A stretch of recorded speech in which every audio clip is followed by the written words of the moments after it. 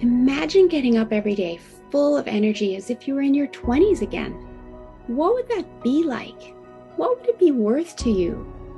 What is your health worth to you? Think about it. Your health isn't everything, but without it, everything else is nothing. And yet, too many of us are taking it for granted until something goes wrong. And no one wakes up hoping to be diagnosed with a disease or chronic illness. And yet, we've never been taught how to be proactive in our health through our school or public health. As a registered health coach and integrative health practitioner, I believe it's time this information is made available to everyone. Combining new knowledge around your health and the ability to do my functional medicine lab tests in the comfort of your own home will allow you to optimize your health for today and all your tomorrows. Don't wait for your wake-up call. Welcome back to the Don't Wait for Your Wake-Up Call podcast. I am Melissa Deely, your host, and super excited to share my guest with you today, Blair Kaplan Venables. Welcome, Blair. Hello, Melissa. Oh my gosh, I am so excited to be here. We've known each other for a while. We've been on this growth journey together, and I love that we have the opportunity to be on each other's podcasts. Me too. It's been a fabulous journey of me being your client, you being my client, networking together. And as you said, on this fabulous growth journey. So to introduce you to the audience, Blair is an expert in social media marketing and the president of Blair Kaplan Communications, a BC-based PR agency. Yahoo listed Blair as a top 10 social media expert to watch in 2021. And as a pioneer in the industry, she brings more than a decade of experience to her clients. Blair has helped her customers grow their followers into the tens of thousands in just 1 month, win integrative marketing awards, and more. So that's why I love to work with Blair, because she knows her stuff. So I would love for you to introduce yourself in more depth and tell your story, because today we're talking about self-care, and that's the theme of the month. So how does social media fit with self-care? And there's a journey that you've been on, and let's talk through that. Oh, where do I start? Well, I feel like I was going to break into the Fresh Prince of Bel-Air theme song. And this is the story all about how. So I was born in Winnipeg, Manitoba. I come from a loving family. My parents divorced when I was 7. I was one of the first kids with divorced parents. It wasn't your typical, divorce. My father lives with addiction. And I didn't really know that then. So growing up, I had turmoil and anger and sadness. And I didn't understand why my dad was in and out of my life. I thought he didn't love me. I didn't know he was sick. And that was all going on in the background. In the front, what you were seeing was this happy little girl who was actually depressed, someone who loved to write. The teachers even called my mom in to the school saying, Blair's writing some really sad poems. We think she's depressed. My mom said, nah, she can't be. I loved writing. I loved writing poems. I loved writing in my journals and my diaries, and, looking back at all these diary entries. Every diary had at least one page. It's like, will I ever be a published writer? I want to write a book. Do you think my poems will ever get published? Anyways, fast forward. I just want to stop in there for 1 second, though, because I love how, as a child, you were using that writing as an outlet to release emotions, right? 100%. And you didn't know it at the time, but it was, clearly very helpful to you in doing that, because then you could exude that happy child on the outside while processing the emotions through the writing on the inside. Melissa, I would light candles. I would listen to Prodigy. I would shut the lights. I would sit at my desk and I would write. I've had a lot of loss over the past few years. And so going back to my hometown in Winnipeg, getting piles of stuff from my grandparents or my mom's, I used to, when the computer came out, I used to type out poems and print them out on loose leaf and bind them together with shoelaces and give people books of my writing as presents. Wow. I love that. And it's interesting because writing is something I do not do. I mean, I can do it. I was taught to write, obviously, at school. I can write really great reports, research documents, business letters, but writing for joy is not me. And so I love having conversations with people that are completely different to me. And I can just see in your face, I know the audience can't see that if they're listening, but I can just see in your face as you talk about this, how much joy writing brings to you, because it's been a lifetime of self-care for you. Yeah. And I think it's really important to know that not only at the time was I using this as an outlet, because I didn't have a therapist. I wasn't depressed, remember? Yeah. But also I was manifesting. So in the background, I had some hard stuff going on at home. I didn't understand when my dad was in and out of my life. My heart was broken. Fast forward to when I went to university, I was going to be a psychologist. I was like, nah, I don't want to do that. I probably need one. And I ended up going into public relations, which is basically kind of like psychology. And I ended up, graduating from university, studying public relations, moved with Lululemon across the country, across Canada. But Lululemon actually was the reason that I was able to go to Vancouver and do the Landmark Forum, which gave me the tools to allow me to forgive my dad. So in my 20s, my dad and I began this healing journey together. And it's beautiful. It's not the dad I always wanted. It's just the dad that I have. And I was able to accept him for who he is. And, he walked me down the aisle at my wedding. I didn't think that was going to happen. He came to visit me multiple times, never thought that was going to happen. Things that I thought that I always wanted, that I knew that I thought was like, I determined to myself, this is never going to happen. I got a second chance. And then at the end of 2018, we learned that my father was terminally ill. And at the time of recording this, he's still with us. And I felt robbed, like, why me? And so, we started telling our story about addiction, forgiveness, resilience. And what was happening was our story was empowering people. It was inspiring people to go to therapy, empowering people to share their story, empowering people to share my story with people in their life who maybe needed to hear it. And so I decided, you know what, Dad, what if we have a legacy piece? What if we write a book? We gather stories of resilience. We bookend it with my story and your story, and we create a resource. We create a tool to help other people move through their challenges by sharing and reading these stories. And so, Melissa, you shared your stories, and we could talk about that in a second. But what's really cool is that, I've been working on this project for 2.5 years. We're putting on events before COVID, fundraising money for mental health and addiction services. We did an interview series online using our social media. And now we're just in the point of wrapping up our first book, and it's going to come out in fall 2021. And what's really beautiful is that I didn't think my father would still be here, and he is. But what's been really hard is that I've had to be really, really resilient since starting this project. Yes, you have. And we're going to talk about that in a sec. But I just want to come back to that piece of forgiveness, right? And that Landmark Forum, which gave you the tools in order to be able to do that. Because in my training as well, there was a 3-step process to this. And first of all was step 1 is figuring out what is it you truly want, right? Step 2 is forgiveness.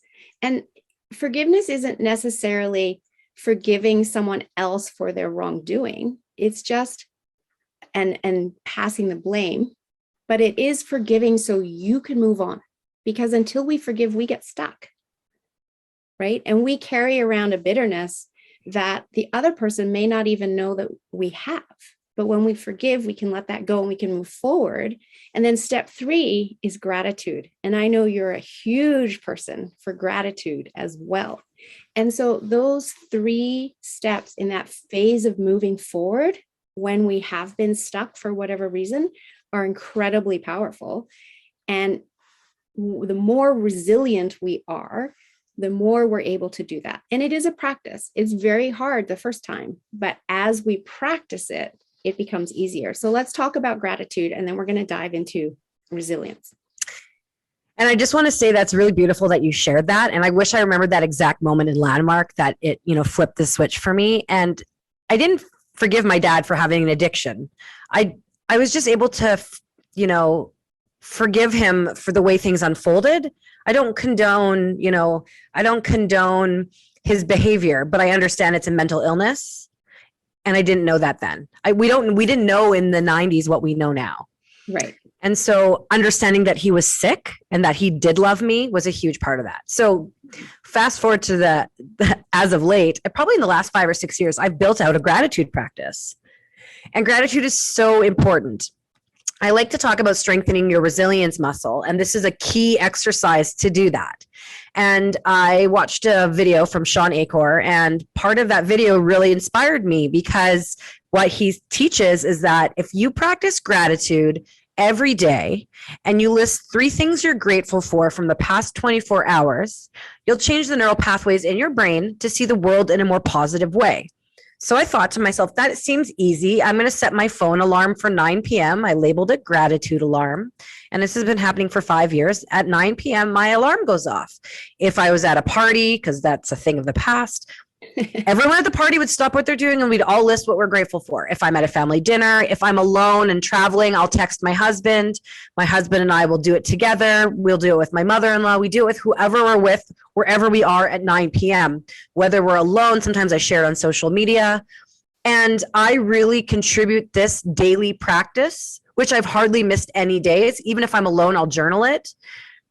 I contribute it to a big part of my survival and my attitude and how I've gotten through some very difficult stuff. And I agree with you 100% because independent to you starting your gratitude journal, I started my own. And I've done it in different ways. I sometimes will do my gratitude and write it down in a journal before bed. Sometimes I do it in the morning. And what I've been doing of late actually is as I fall asleep, I think what I'm grateful for that day. And I really love that because it allows my brain to go to sleep on happy thoughts instead of stressful thoughts or my to-do list for the following day. And that allows me to get into a deeper, more restorative sleep. And then I wake up and in the morning, I will journal my 3 things that I'm grateful for. And sometimes it's more than 3 things. And at the beginning, sometimes I had a hard time coming up with 3 things because I wasn't used to it yet. And then as I go through my days and things happen, now my brain is like, oh, you can write that in the journal. Oh, you can write that in the journal. And what I've done, to your point about rewiring our brain, is my brain is now looking for the good things as opposed to the danger, which is what it's hardwired to look for because it's charged with keeping us safe. But we don't have to be on alert for every single danger in the modern world. And what we can do is be on alert for all of the good things. And I agree with you 100%. It is incredibly powerful. And I was at a conference about 2 years ago, because they too are a thing of the past. And somebody asked around the lunch table, what's one thing you've done in the last year that has really changed your business? And I thought about it for a minute and I went, you know what? It's my gratitude journal. It has me feeling like I'm walking on air. And what I find now is if I get into bed and I usually fall asleep very quickly. And if I'm struggling to fall asleep, I realize I haven't done my gratitude thoughts yet. And I do my gratitude thoughts and boom, I fall asleep. I love that. And that's why I like to do it at 9 o'clock because that's kind of bedtime, wind down time for me. Because even if I'm having a really hard day, that's how I end my day, thinking about the things I'm grateful for. And let me tell you, I'm in the process of moving and we're just at the end of that journey. And it's been a very, very stressful few months. And that gratitude practice was really lovely to end each day with. Mm-hmm. Yes. And because you've been doing it for a while, you had built up your resilience to get through the stressful few months that you've been through. And it doesn't actually take long. Like if somebody were to start their gratitude journal today, easily by the end of 30 days, they're going to notice that they have a more positive outlook on life, that they're feeling better, feeling happier, and building that resilience muscle. It's not like it takes a year to have the benefits. It's very quick, right? You don't even have to have a journal. Like if you're like listening to this, like, I don't journal, I don't want another notebook. Set a phone alarm to go off. Like I often, because I've been doing this, like I was with my girlfriends recently and at 9 o'clock, 3 of our phones went off. Because they all set gratitude alarms. Friends of mine in Winnipeg, friends of mine in Pemberton. Sometimes they change it to the win alarm because I don't want to talk about gratitude, but wins is similar. You don't have to write it down. So don't be turned off. Like if maybe your own practice is the alarm going off and you saying it out loud or sharing it with your family, or you shift it and maybe you do it around the dinner table or the breakfast table, but find a way to practice gratitude. And the other thing I want to add to that too is that I wish I knew this when I was younger and my kids were younger, or when I was a child. So for those of you listening that have young children, I love the idea of doing it around the dinner table and teaching young children this practice and making it a habit in their lives as well, because it will help build their resiliency and their resilient muscle. So let's talk about your last few months and how resiliency has helped you cope. Where do I begin? So just some backstory and some context. This is a bit of a trigger warning. Life's been very hard. November. So October, I found out I was pregnant. My husband and I have been trying to get pregnant for years. I was told I couldn't get pregnant, and I did. But on November 3rd, actually, we learned that my father-in-law had cancer, and I was having an issue with my dad. And an hour later, I had a miscarriage. 3 weeks later to that day, we lost my father-in-law. So he had a 3-week battle with cancer. And he was like the dad I never had. He was the dad that I always imagined, like the Danny Tanner from Full House, the wholesome father who wants to go on hikes and take photos of you and like plan, kayaking trips. I'm pretty heartbroken. I'm very heartbroken, actually. And then 3 months, almost to the exact day later, then Dave passing, my mother suddenly passed. 3-week battle with cancer. So I lost 2 parents and a child in like a 4-month window. And I'm not that old. Like, I just turned 36. But, I've experienced some pretty hard stuff in a short period of time, probably a lot more than most people do in an entire lifetime. And it's hard. It's been very hard, but I get up each day and I know if I need to take things moment by moment or hour by hour or day by day, and I do my best and I show up and I practice self-care. And sometimes that self-care is not answering my phone or my emails and spending the day crying and journaling. And where we're at today, I lost my mother in February. So it's been, over 6 months. While that all happened, we sold my mother's house in Winnipeg. Me, my mom and sister lived together. Like, we grew up together because my dad and my mom are divorced. So we sold my childhood home, packed up our childhood home in Winnipeg. That was very hard. It was a full house full of memories, like every science project, every art project, every love note I ever wrote my mother, she kept. It was very emotional. Packing up our house in Pemberton because we decided to move to Kamloops to be closer to my husband's family. So it's been not only just loss of physical people, but loss of space, being uprooted. But while doing all of this, my business kept growing. I have a PR company. It's 13 years old. I've been in the social media and PR space for about 15 years. And I was having some of the biggest months, biggest days in my business. Like, I had a multiple 5-figure launch for one of my group coaching programs. I had a multiple 5-figure month. That was amazing. And while navigating some really hard stuff, it was really nice to know that the pillars I built out, the empowerment pillars, the social media empowerment pillars, were working for me so I can be present with my family. And I also contribute a lot of that to my ability to manifest, my ability to strengthen my resilience muscle, my gratitude practice, and for how I show up in this world. And it's a testament to all of that, because as you say, you've been through a lot in a short amount of time, more than many people go through in their entire life. And you still show up smiling. You show up ready to serve. You show up to give your best every time I see you. And it is such a testament to the fact that you have developed a very strict self-care practice for yourself that allows you to have this level of resiliency. Without self-care, our ability to be resilient is extremely limited. And, people might be listening, or they've heard the word self-care before. It might be like, yeah, I don't have time. That's for somebody else. But it is such a critical part of our ability to be healthy and to thrive no matter what life throws at us. And the world is the most stressed out it's ever been. And people look around and see everybody else stressed out and normalize it and don't realize the importance of a self-care practice. And my favorite quote around self-care is that self-care is the most selfless act because it allows you to show up and give the world the best of you instead of what's left of you. And when I first learned about self-care, and in all honesty, I only learned about this concept of self-care being selfless when I went back to school for health coaching. When I was in the corporate world, I didn't think of self-care as being selfless. I thought self-care had to come last.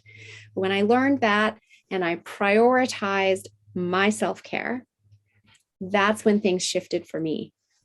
And so I know you have a very strong self-care practice that allows you to be so resilient. We've talked about gratitude, but what else do you do for your own self-care? What does that look like? Well, I cut out alcohol. Alcohol didn't do anything for me. It made me feel anxious. I have anxiety and depression. So I decide to control what I can control. And if putting something in my body does not make me feel good, even if it makes me feel good in the moment and there's no, positive repercussions, I cut it out. Most of the time, I'm just getting back onto fueling my body with clean food. Once my mother passed away and cleaning out the house, my sister and I were ordering a lot of cookie dough blizzards, extra cookie dough from Dairy Queen. Like I'm talking almost every day. Like I put on weight, I felt crappy, my skin was bad, low energy, but I was eating my feelings and like, that's just what I had to do to get through. But I generally, if I'm eating clean and healthy and balanced, I feel really good. So I really watch what I put in my body. In fact, I made a pact to cut out milk duds. That's my kryptonite, milk duds. And I was having them like a few times a week. And my husband just bought me a box of milk duds and it was the first time since mid-July, which is really good. Yeah. So anyways, back to that. I believe you cut out alcohol back in January. That was your January 2020 resolution. Yeah, no, 2019. It's almost been 3 years already. Wow. Time just has no essence in pandemic, right? But yeah, I also think so. Fueling my body is important. Sleep. Like I will sacrifice work stuff and fun stuff, family stuff for sleep. If I am tired, I will have a nap. I will stop what I'm doing. I will leave the party. I will leave the dinner. I know that I need a good sleep. And if I don't have a good sleep, I will rearrange my schedule so I can nap. Sleep is so important.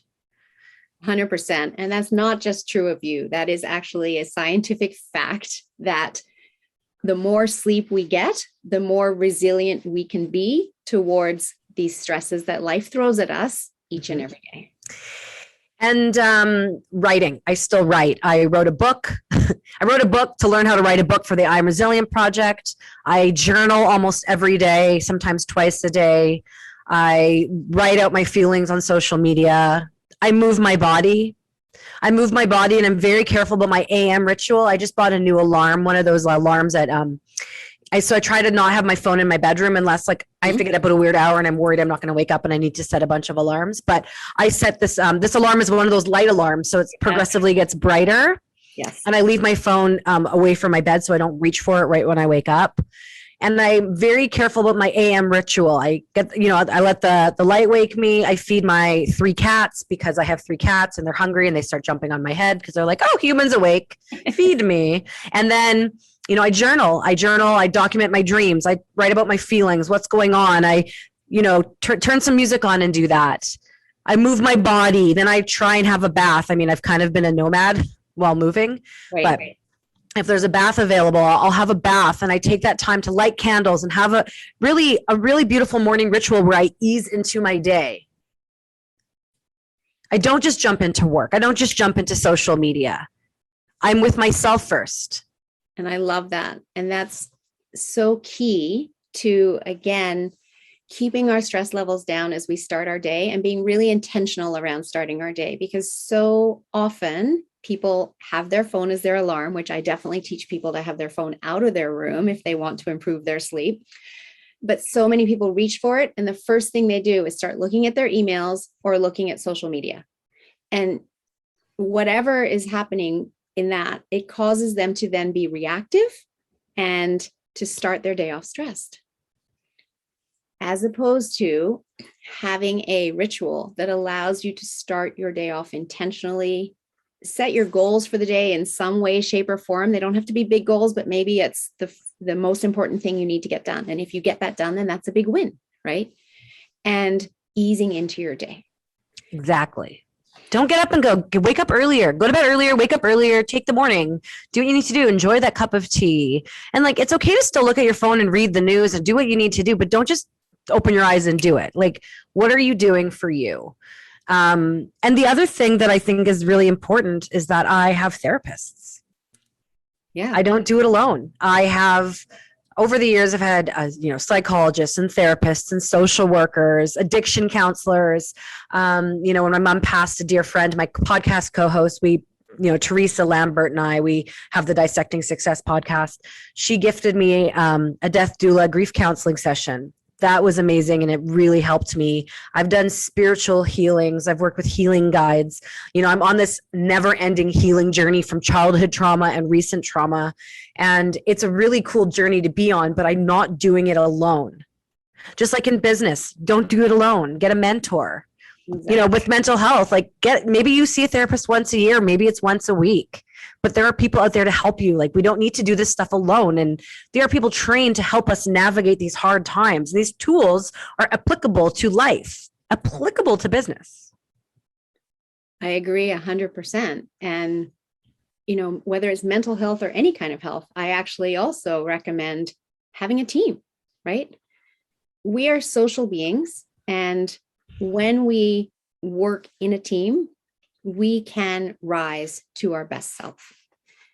So often we're talking ourselves down. We're listening to our brain, which is, again, charged with keeping us safe and trying to keep us in its comfort zone where it knows that it can keep us safe, but it's talking us backwards instead of forwards. And when we're in that comfort zone, we're not growing, we're not healing. And when we have this support so that we can be stronger than what the voices in our head, I like to teach people to actually be in control of their brain instead of letting their brain be in control of them. And we do that with the support of others. So I love all of that and such great tips and suggestions for others. So what is the name of your book so that people can look for that when it comes out? And is there anything else that you want to share about that book? Because I think it will be a wonderful resource for everyone. So the website's IamResilient.info. You can find our social handles on our website. And we've been gathering stories from around the world for 2.5 years. And I believe every story deserves to get told. Some of these stories, they've been told multiple times. Some of these stories, it's the very first time they've ever shared. Every story that's sent to us gets published on our social media and our website. And we've selected, most of the stories that were sent to us over the last few years, I think most of them made it into the first book. And so the name of the book is yet to be determined, but if you follow us, you'll see. But, it has to do with the I'm Resilient project. It's going to be a beautiful hardcover coffee table style book. It's going to be meant as a place of inspiration where you can look at these stories, read these stories, learn people's challenges, how they navigated it, see their advice. And it's coming out this fall. So, it'll be available on Amazon and maybe at your local bookstore. I don't really know what's going to happen. That's why it's a project. But yeah, I don't have an exact release date. And, if you're like, whoa, what's Blair's first book? It's called Pulsing Through My Veins, Raw and Real Stories from an Entrepreneur. And you can buy that on Amazon or my website, blairkaplan.ca. But I'm really excited because Melissa submitted 2 stories and we're going to be including both of them. Oh, I didn't know both were going to be in there. Yeah, we're going to be including both in, and they're very special stories. Very, Melissa's very resilient. And I'm not sure what she shared with all of you listeners out there, but these are really powerful stories. So I'm excited to help be that platform for people who've never shared before, who don't know how to share, who love sharing, who want to help people. it's a movement. You know, I look forward to continuing the project and seeing which forms and variations it, you know, takes. But that's, you know, that's us. And I love the idea of the book because it comes back to not doing things alone. And when we read other people's stories and we can see what they've navigated, we realize, well, if they can do it, I can do it too. Right. Mm-hmm. And so being able to access this kind of information all in one place and sourcing that inspiration and sourcing that hope is incredibly powerful. And I just love the fact that it's a legacy project for you and your dad, and the fact that your dad is still with us. And hopefully it's published and he will be able to have the book and read the book himself. I hope so. But you know what? You know, it's interesting, Melissa, because we've been preparing for him to die, right? We were told he had 1.5 to 2 years left. It's been 2.5 years. Yeah. And so it's interesting because while preparing for him to go, you know, every time I see him in Winnipeg, I think it's my last time to see him. He is very resilient. Let me tell you, like, he is oxygen dependent and on a scooter and, you know, very active on social media. And it's just interesting because while preparing for him to die, I lost my grandfather. We lost the baby. We lost my father-in-law. We lost my mom. And, you know, he's been around for all of that. And he's been the constant. And because I've been preparing for this great, huge loss, I've had the tools to navigate some of the worst pain I'll ever experience. Yeah. But so nice that his time with you has been extended. Exactly. I don't like to say everything happens for a reason, but I don't believe there are coincidences, and we all have our path. Yep. And I do believe everything happens for a reason. And, you know, he's here to see this legacy project come to life. And I also heard you say first book. So I believe you're planning a second book, right? Well, I'm going to I have a couple projects I'm working on. I'd like to write a children's book about resilience. And this is the first podcast I've ever said that on. So you're hearing it first here. Awesome. And it just depends on what happens in my life about when I work on it. I'm going to be working on another book about my healing journey when it's time. I'm always going to be healing, but I'll know when the time is right to start pulling the pieces together. But with the I Am Resilient project, if, you know, the book comes out and we start to get tons of stories and they're flooding in, how could I not keep publishing books? And I didn't charge. I mean, I don't know how the business model is going to be. This isn't the business. Like, I'm losing money on it because it's a passion project. Maybe I switch it into a business model, but we, you know, right now we didn't charge anyone to be in the book. It's not about that. It's about creating a tool. In the future, I don't know how it's going to unfold, but, you know, if we start to get a lot of stories and there's a need for this, then I'm going to keep creating, because that's what I do. I'm a creator. I love that. So if there are people listening and you have an amazing story of resilience, submit it to Blair and she will post it on social media and potentially have it in a book so that you too can inspire someone else. So it's at the iamresilientproject.info. Is that correct? iamresilient.info. Okay, not the word project. iamresilient.info. We'll put that in the show notes. So as we wrap up here, I love to finish up with just 2 questions. So the first one is, what does don't wait for your wake-up call mean to you? I didn't know I was strengthening my resilience muscle when I started my gratitude practice. I just thought, hey, I would like to be happier and navigate the world better. And so I started that practice before I knew I needed to be resilient. So don't wait for your wake-up call to have to be resilient. Don't wait till you hit a rock bottom. What can you control now that's going to prepare you for when life gets hard? I love that. And we know life does get hard. It's ups and downs, and we have different levels of stresses thrown at us every day. So yes, stepping into practicing and strengthening our resilience muscle will absolutely help people navigate that from a far better place. So great advice. And what message would you like to leave with the listeners to have them start their self-care journey today? Don't wait. You know, my mother was 62 years old when she passed away, on top of all of her doctor's appointments, no wrinkles, belly button ring, healthy, worked out, and all of a sudden cancer, boom, gone. You don't know what's going to happen. You don't know what's going to happen tomorrow. So I think what's really important is live your life. If you have goals, work towards them. If you want to do something, do it, because you don't know what's going to happen tomorrow. I love that. Live life fully every day. Amen. So how can people get hold of you if they would like to reach out? BlairKaplan.ca, best place to get a hold of me. It's my website. You can learn about the I'm Resilient project. You can learn about everything I'm doing in the social media space, my group coaching and private coaching, all my social media handles, and all the cool stuff I'm up to is on my website. So BlairKaplan.ca. I love that. That too will be in the show notes. So thank you so, so much for joining me here today. I have loved this conversation with you. I could talk to you for hours. You are such a vibrant person that has so much depth, so much wisdom. And I'm so grateful that you came on this show to share with my audience. So thank you very much. And to all the listeners of the Don't Wait for Your Wake Up Call podcast, thanks for joining us and see you next time. Thank you.